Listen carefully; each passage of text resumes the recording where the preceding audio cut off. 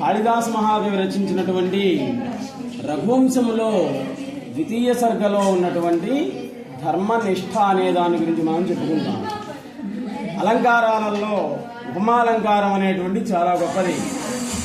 ఉపమాలంకారాలు రాయడంలో గొప్పవాడు కాళిదాస మహాకవి.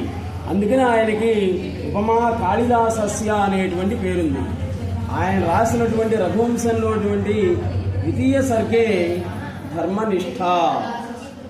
ఎవరు అంటే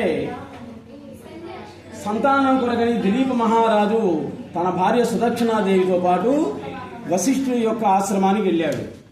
వశిష్ఠ మహర్షి సలహా మేరకి కామధేను యొక్క కూతురు నందినీధేనువుని 21 రోజులు సేవించినట్లయితే, గోసేవా వ్రతం చేసినట్లయితే సంతానం కలుగుతుంది అని చెప్పాడు వశిష్ఠుడు. 21 రోజులు పూర్తి చేశారు. పాపం భార్యాభర్తలు ఇద్దరు కూడా గోసేవా వ్రతం పూర్తి చేశారు. చిట్ట చివరి రోజు ఇది ఏం చేసిందంటే నందినీధేనువు హిమాలయ పర్వత ప్రాంతంలో ఉండే కొండ గుహలోకి పోయింది అనమాట. అది ఎక్కడికి పోయింది? పోయి దేవదారు వృక్షాలు ఉన్నాయి, పెద్ద పెద్దవి. ఆ దేవదారు వృక్షాల దగ్గరికి పోయి నిలబడింది ఈ నందినీధేనువు. దీన్ని చంపడానికని ఒక సింహం మీద పడింది. సింహం అనేటువంటిది మీద పడింది.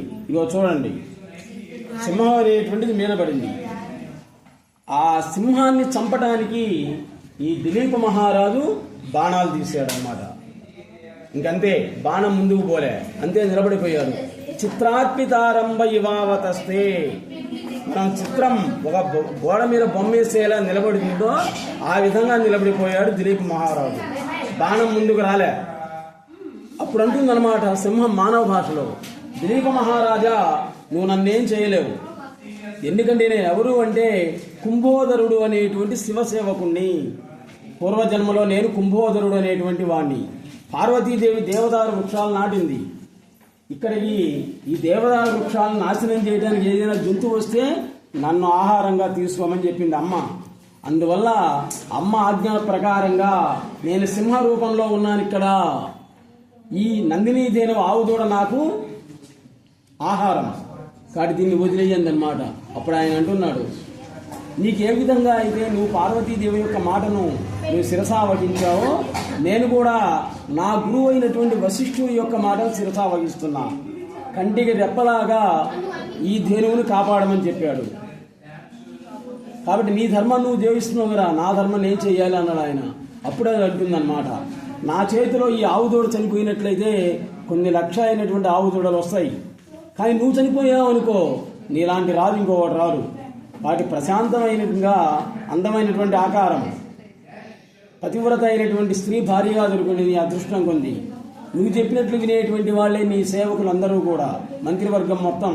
అందమైనటువంటి రాజ్యం, హాయిగా రాజ్య పరిపాలన చేసుకోక ఈ ఆవు దూడ కోసం ప్రాణాన్ని ఇస్తావా అంటుందన్నమాట. అప్పుడు ఆయన అంటాడు, పిండేష్వనర్థ ఖలు భౌతికేషు రాజ్యేన కిం తద్విపరీత వృత్తే.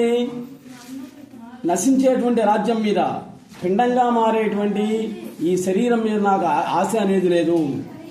కాబట్టి నా ధర్మాన్ని నేను పాటించడమే నాకు కావాలి. పైగా ఆ గోమాంసానికంటే కూడా మానవ మాంసం అంటే కూడా సింహాలకి పుల్లకి ఇష్టం. నా మాంసాన్ని తీసుకో అన్నాడు అనమాట. అప్పుడు ఆయన చంపడానికని వస్తుంటుంది. అప్పుడు దేవతలు మహర్షులు అందరూ కూడా పుష్పవర్షాన్ని కురిపించారు. ఆ వీళ్ళకి జన్మించినటువంటి వాడే రఘుమహారాజు. రఘుమహారాజు యొక్క కొడుకే అజమహారాజు. అజమహారాజు యొక్క కొడుకే దశరథుడు. దశరథుడు యొక్క రాముడు. రాముడి యొక్క కొడుకు ఇద్దరు లవకుశలు. ఇది వాళ్ళ యొక్క చరిత్ర. కాబట్టి ఈ చరిత్రను విన్నటువంటి వాళ్ళు, చెప్పినటువంటి వాళ్ళు కూడా వాళ్ళ జన్మ ధన్యమైనట్లని చెప్పి ప్లీజ్ సబ్స్క్రైబ్ అవర్ ఛానల్.